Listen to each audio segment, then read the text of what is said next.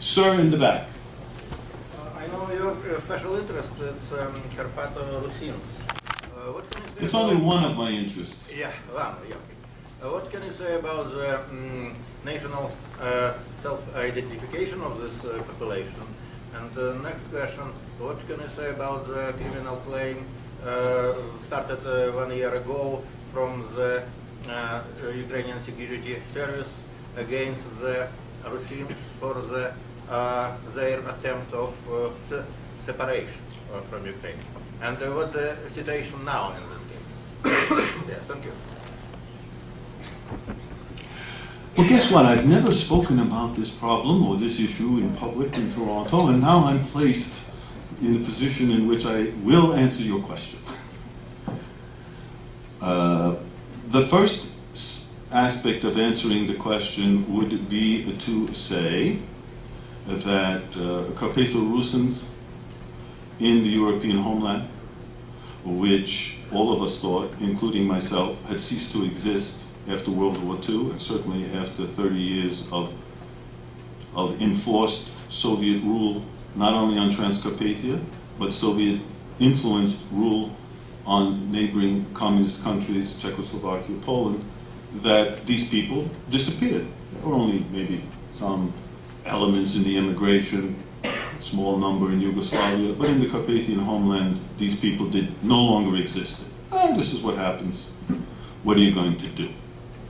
Then came the revolution of 1989, and I guess literally, Russians came out of the woodwork and established cultural organizations, publications, in every country where they lived.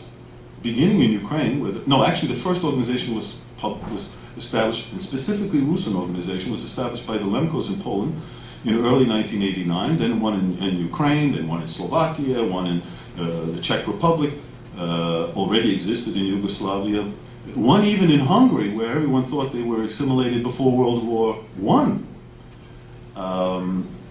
And what we see, what began after the revolution of 1989 was somewhat similar, same thing that Ukrainians went through in the 19th century.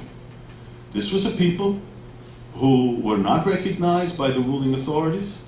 In some instances, their nationality or their language was banned, which, by the way, was the case with Russians after World War II. It was illegal to be a Russian in any of these countries. Now in democratic post-communist Europe, this was possible. And this was one of numerous groups or movements that could now express themselves in a liberal democratic country. This is nothing exceptional. In all countries where they lived, with the exception of Ukraine, the main goals of the Russian movement since 1989 were cultural. Recognition of Russians as a distinct nationality. Codification of a Russian literary language. Introduction of that codification into school programs. Possibility for state-supported newspapers, television, and radio. So in all of those, and of course the dance groups and other cultural events, etc. And in all of those countries, with the exception of Ukraine, this is what has happened.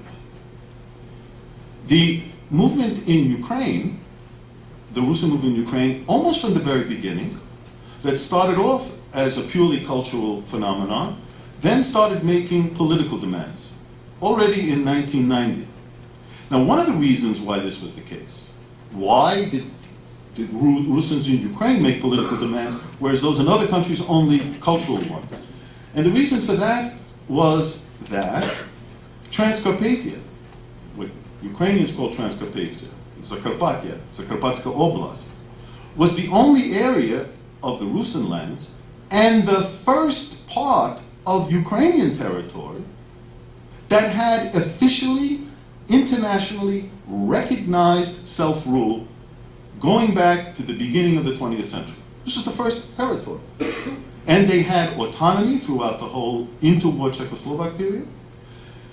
Whole point is that autonomy and self-rule for this group was always on the political agenda, beginning in 1848, then after the close of World War I in 1918, then on the eve of World War II in 1938, which took the form first of an autonomous Subcarpathian Rus, which evolved for various reasons into a Carpatho-Ukraine. Then in 1944, they made the same demands to the Soviets. By the way, people don't know this. There was a demand to create a Karpataruska Sovietska Respublika, separate from Ukraine, which of course the Soviets weren't going to go.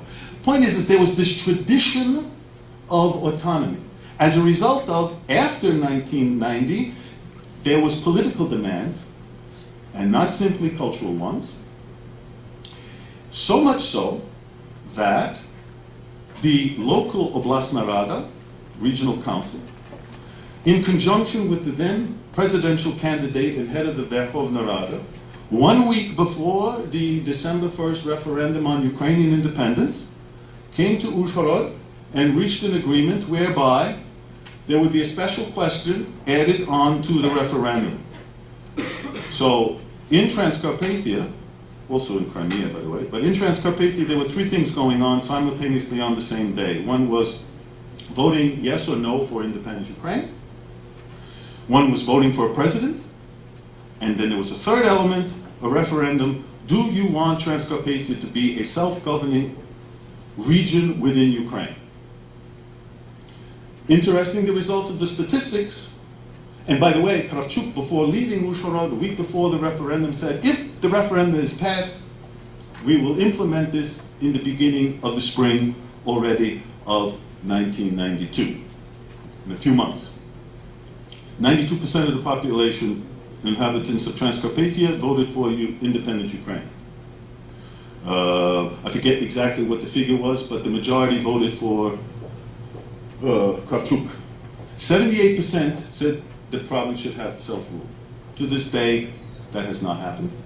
To this day, the government of Ukraine, in complete opposition to every other country that surrounds it, and all members of the European Union, the only country that has refused on a national level to recognize Russians as a distinct nationality. And the same ideology or rhetoric that was used in the 19th century, there was not, is not, and cannot be, and you know what I'm referring to, is the same rhetoric that is used vis-a-vis this Carpatho-Russian nationality, which is a problem for Ukraine. As a result of Ukraine not resolving its own problem and effectively coming up to European standards, certain extremists who are in the area, you always have extremists, have now tried to push the envelope further. Tried to push the envelope further by forcing Ukraine to react, by proclaiming a republic of Subcarpathian Rus, actually, and calling, even worse, I should say, calling upon the European Union and Russia to intervene and support their demands that the Ukrainian government has not been able to fulfill for 17 years.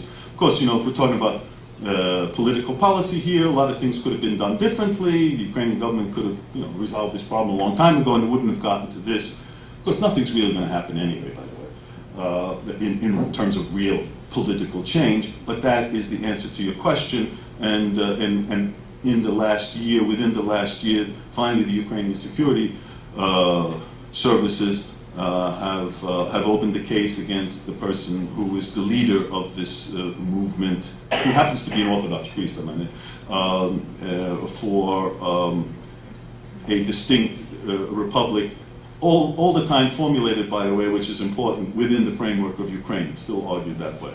But it's considered by the enemies as separatism. So I think I finally answered that question, and we can move on to something more interesting.